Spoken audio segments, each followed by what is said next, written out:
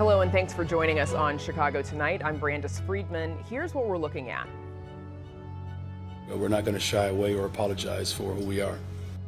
Mayor Johnson hits back after the Department of Justice announces an investigation into the city's hiring practices. Our Spotlight Politics team has the latest. And what the city's doing to address Chicago's massive affordable housing shortage. We sit down with the city's housing commissioner. And now to some of today's top stories. A key city council committee advances a controversial curfew proposal today. The measure would allow Chicago Police Department officials to preemptively impose a curfew anywhere in the city and begin enforcing it with just 30 minutes notice. The proposal, backed by Police Superintendent Larry Snelling, is an effort to stop large teen gatherings. Mayor Brandon Johnson questions the measure's constitutionality and says he does not believe expanding the city's curfew would stop the gatherings from turning violent. Do I have concerns? Of course I do.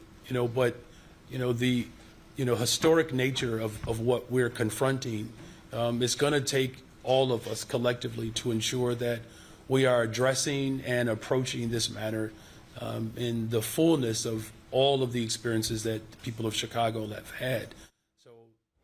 The measure now heads to the full city council for a vote tomorrow. Survivors of sexual abuse by Catholic priests are accusing Pope Leo of covering up clergy sex abuse cases over the years, and now that he's Pope, are calling for him to do more. This is the side of him and his management and his decisions that we're finally being able to bring to light, because it's about the whole man. That's what's important. And what we care about is what he has done or not done about the sexual abuse of children. The group, Survivors Network of Those Abused by Priests, or SNAP, says they have new documents from the Pope's time as Bishop of the Diocese of Chiclayo in Peru. They believe the new documents directly implicate the former Cardinal Robert Prevost in mishandling abuse reports then and in other roles across the church. SNAP is calling on Pope Leo to establish a global truth commission, adopt a universal zero-tolerance law into canon law, and create a reparations fund, among other steps. Thus far, Pope Leo has made no public statements about sexual abuse or cover-ups. An anonymous donation is making it possible for Northwestern University to expand its Jewish studies programming. The university isn't revealing the amount of the donation that arrives amid the Trump administration's investigations over allegations of discrimination and harassment targeting Jewish students on campus. In a statement, Northwestern President Michael Schill says, quote, "Recent events in our world highlight the urgent need for more education about Judaism and the experiences of Jewish people, and an emphasis on making sure Jewish students always feel a sense of belonging at Northwestern." The new donation will help expand teaching, allow more students to enroll in courses about Jewish culture, and will grow events and programming in collaboration with Northwestern Hillel. The Chicago Sky's season opener posted up record-breaking viewership. Angel Reese and the Sky might have lost to Caitlin Clark in the Indiana Fever, but the game drew an average of 2.7 million viewers, making it the most watched WNBA game on ESPN platforms. That's all despite the flagrant fouls and alleged racial slurs that the league is reportedly investigating. That same day, the games between the Las Vegas Aces and the New York Liberty also netted an average of 1.3 million viewers. Chicago native George Wendt has died. The actor and comedian was best known for appearing in every episode of the long-running sitcom Cheers as the affable barfly Norm Peterson, and for appearing as one of the Chicago Bears superfans on Saturday Night Live. He honed his comedic chops at the famed Second City, where he also met his future wife. Wendt appeared on Chicago Tonight in 2015 when he came to town to perform in a play with fellow Second City alum Tim Kazarensky. Here he is remembering one of those sketches. We had these ridiculous cowboy outfits because, it's just find whatever you can backstage at Second City. Bruce and I got the only two guns. So Tim improvised and used a blow dryer as a gun, and we just started riding, and we thought, you know what, we'll just ride as long as we can, and as soon as they stop laughing, we'll start to improvise. We'll do some sort of scene. Well, they never stopped laughing, so we just never did anything. And then we ran it a couple of times. George Wendt was 76 years old. Coming up next, a one-on-one with the city's housing commissioner on the mayor's Green Social Housing Initiative, federal funding cuts, and much more. And later in the program, Congresswoman Lauren Underwood announces she's not running for Senate. Our Spotlight Politics team on how that race is shaping up. Chicago Tonight is made possible in part by the Alexandra and John Nichols family, the Jim and Kay Mabey family, the Polk Brothers Foundation, and the support of these donors.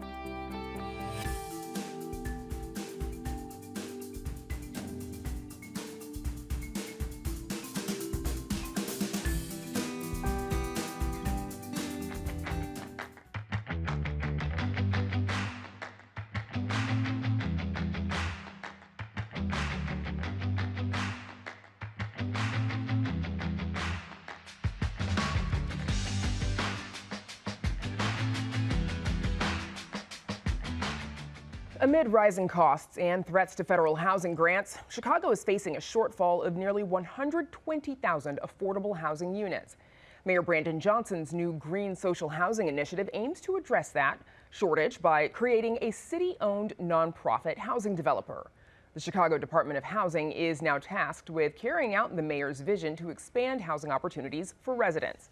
Joining us now is the Commissioner for the Chicago Department of Housing, Lizette Castaneda. Thank you so much for joining us. Thank you so much for having me here, Brenda. So you write in a Chicago Tribune op-ed that affordable housing is a misunderstood issue. What do you think is misunderstood? I think for a lot of people, they're very basic of the idea of like, what does it mean to have affordable housing? Who is affordable housing for? Is one of those things that is often seen as for poor people or for others. But at its core, affordable housing is just about, can you afford your rent or your mortgage and your utilities without being rent burdened? In Chicago, 51% of renters are rent burdened, which means that they're paying more than 30% of their income. What we're looking for is a Chicago in which it is affordable for everyone to rent or own a home. How is creating more affordable housing for those who need it, how is that beneficial to the rest of Chicago? Affordable housing is economic development. When we are able to have affordable housing, when any one of us is able to afford the home in which we live, we are able to spend on local businesses, we're able to contribute to the local economy, and generally be part of a stable community.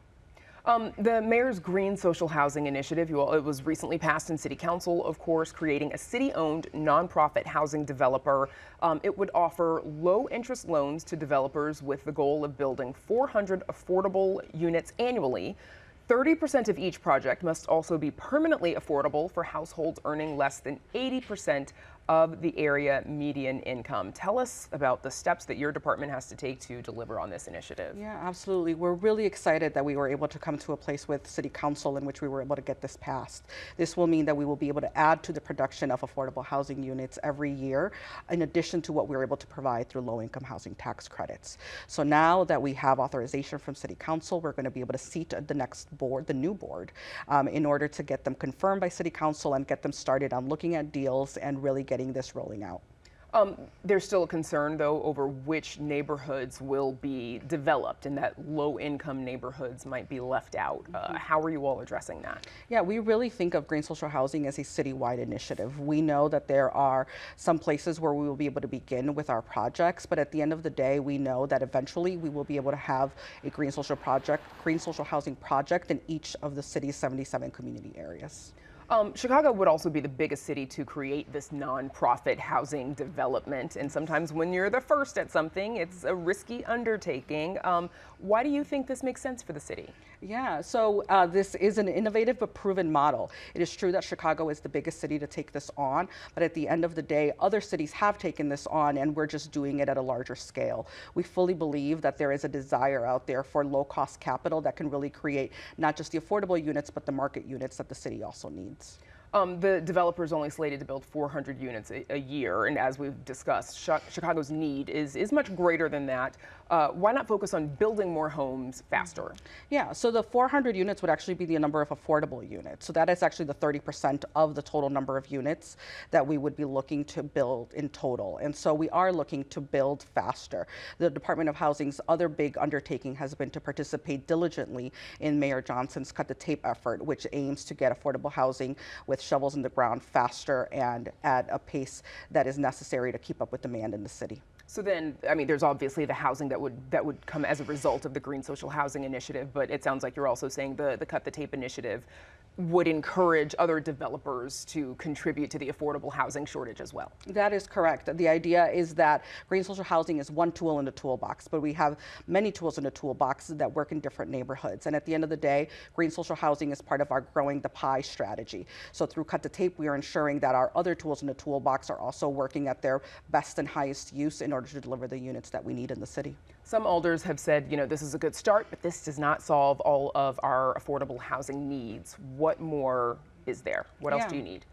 Absolutely, and we would wholeheartedly agree. We have a unit shortage of almost 120,000 units in the city of Chicago. And again, this is one tool in the toolbox and one way in which we are addressing it. We also need to do more for homeowners and helping to figure out how to help people who want to buy a home be able to afford to do that. We need to build more and we need to build faster. And other tools, such as continuing to use our low-income housing tax credit resources, will help us achieve that. Let's talk a little bit about aldermanic prerogative, which lets alder people decide what gets built in their wards and what doesn't, of course. During the Biden administration, the U.S. Department of Housing and Urban Development found that it fuels segregation in Chicago, violating the civil rights of Black and Latino residents by limiting the creation of affordable housing. What is the status of ongoing negotiations to resolve that probe?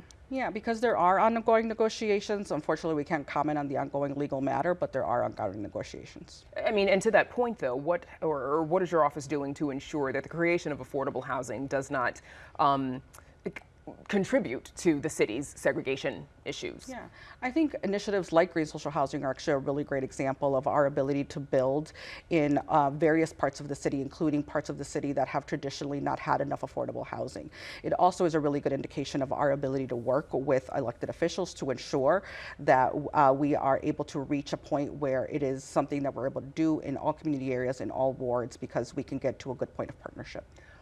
Building costs have continued to rise as the city is still, of course, continuing to build affordable housing units. And you may not necessarily have control over those costs, obviously, but what are you doing to ensure that as we get closer to the end of any project, the budget hasn't ballooned beyond affordability? Yeah, absolutely. So this has been a huge part of our Cut the Tape work, which is how do we maintain a minimum standard? How do we say that we don't just want units that are good enough, but that are good and decent units that families can live in? At the same time, how do we ensure that costs are not skyrocketing? And so part of our work through the Cut the Tape initiative has been an update of the Architectural and Technical Standards Manual, which will have some updated ways in which we will be looking at cost controls and also at continuing to be able to move faster, because ultimately one of the biggest things that is a challenge to projects and makes them more expensive is time. And so we're really trying to address how do we make these things move faster. And we've mentioned it a couple of times. I want to be sure our viewers know what we're talking about. The Cut the Tape initiative, explain for them, please, what this does, because you all also shared some a year report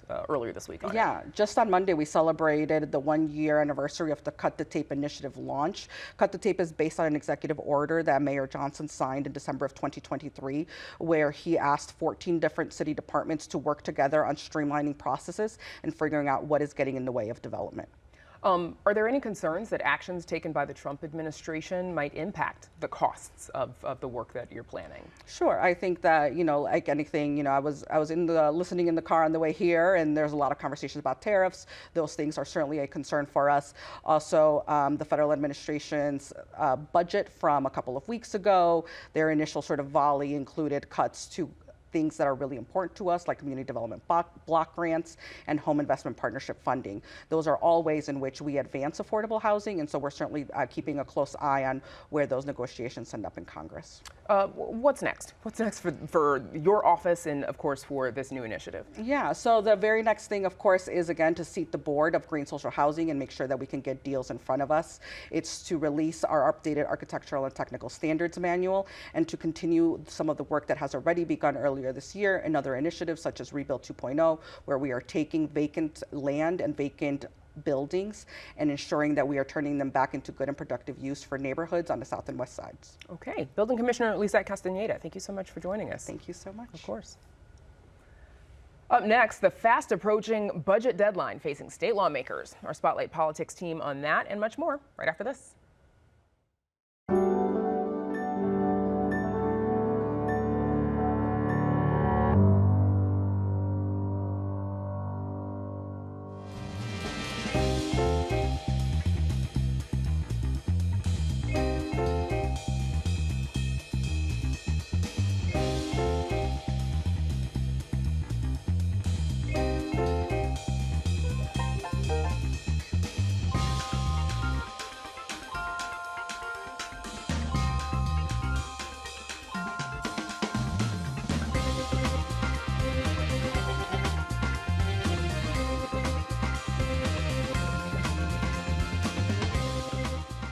The latest on a renewed push to allow Chicago police to declare snap curfews.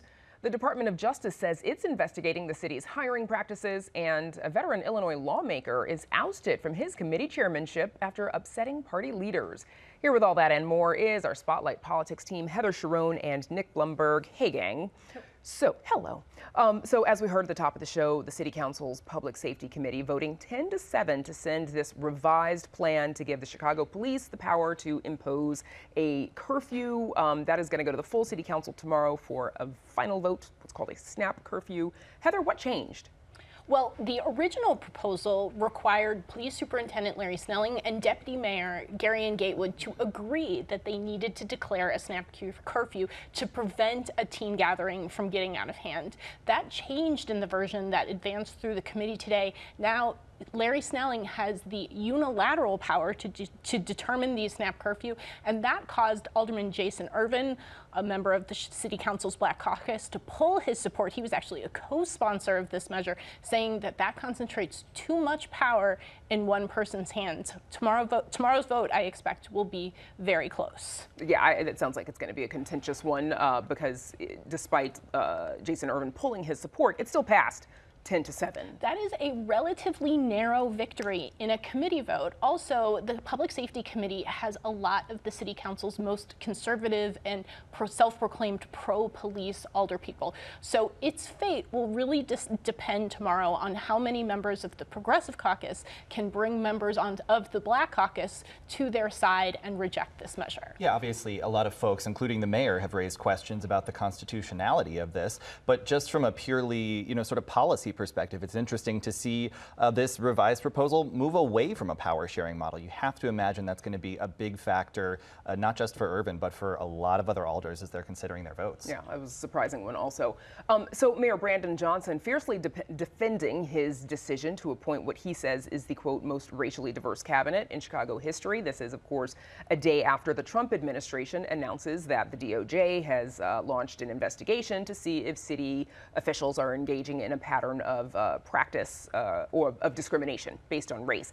Here's a little of what the mayor had to say about that at a news conference this morning.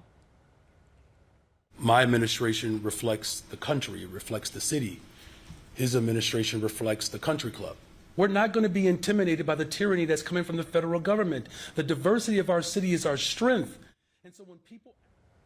Heather, what prompted this investigation from the DOJ? Well, Mayor Brandon Johnson has been making a point to appear at many local churches on the South Side, and he spoke at Bishop Brazer's church in Woodlawn, and he is has been, for the whole 2 years he's in office, been very proud of how many black people are in leadership positions at City Hall.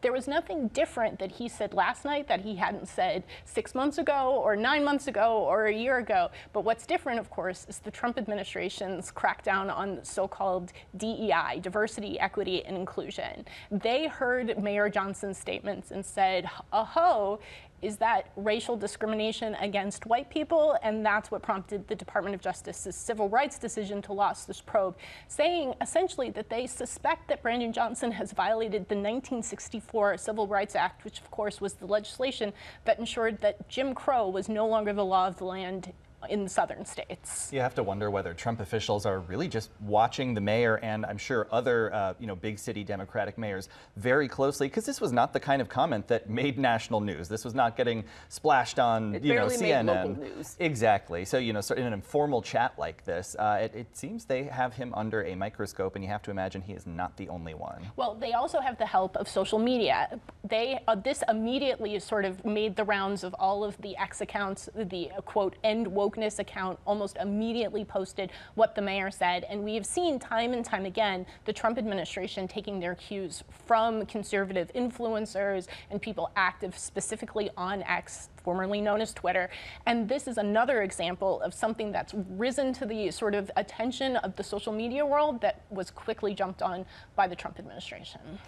Nick, you're heading to Springfield next week as the Illinois General Assembly. They've got to hammer out this budget by the May 31st deadline, of course, and we know money is tight. What are you expecting to see next week? Absolutely. That's going to be a huge factor, as we've been talking about on the show. $500 million in revenues revised down. That makes an already tough budget year even tougher.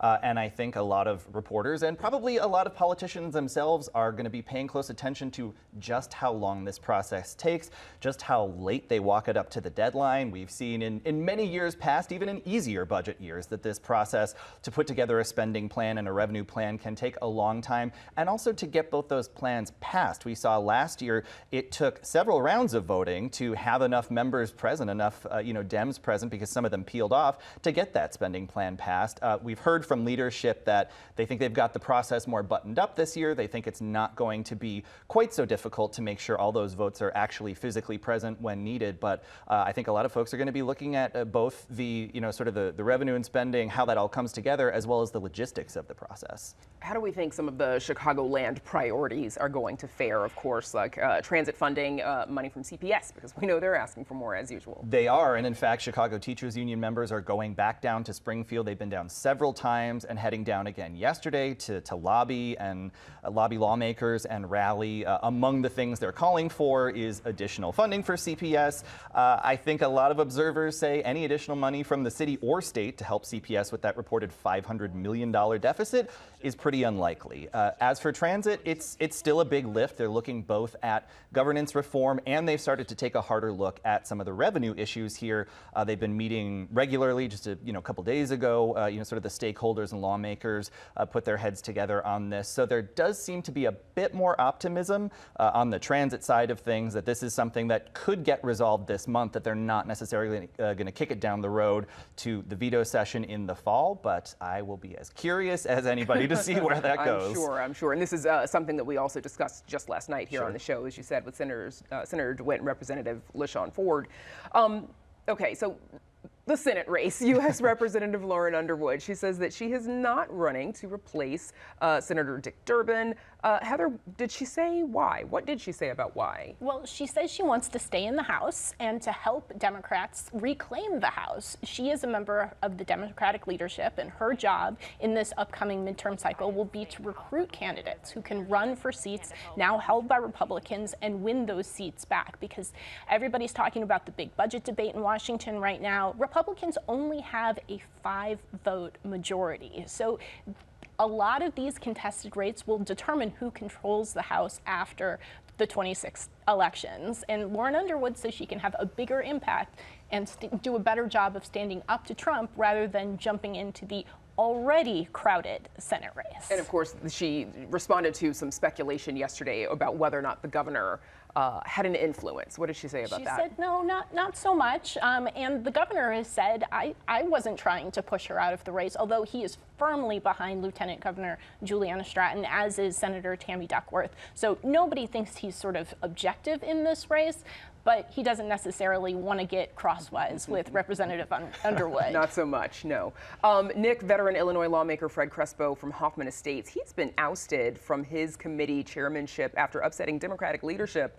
What did he do to earn that ire? Well, this is, the second year in the row. He is a, fiscally conservative Democrat, and he again was putting together a what he sees as a more fiscally conservative spending plan, not necessarily making cuts, but withholding funding in this upcoming budget for, certain of the different buckets in the budget there to try and preserve things, he says, like health insurance for folks who most need it. But, to hear State House Leader Chris Welch tell it wasn't just that Crespo was coming up with potentially alternative plans, it's that he wasn't communicating. He was not doing his job, as a member, as a committee leader, and that was ultimately what Welch says is what earned him that ire. All right, that is Spotlight Politics. Heather Sharon, Nick Blumberg, thank you. Thank you. And that is our show for this Tuesday night. Be sure to sign up for our free email newsletter, The Daily Chicagoan, for more backstory on the biggest stories of the day. That is at WTTW.com/newsletter. And join us tomorrow night at 5:30 and 10. From police community relations to DEI pledges, a look at where the country is 5 years after the murder of George Floyd. Now, for all of us here at Chicago Tonight, I'm Brandis Friedman. Thank you for watching. Stay healthy and safe, and have a good night.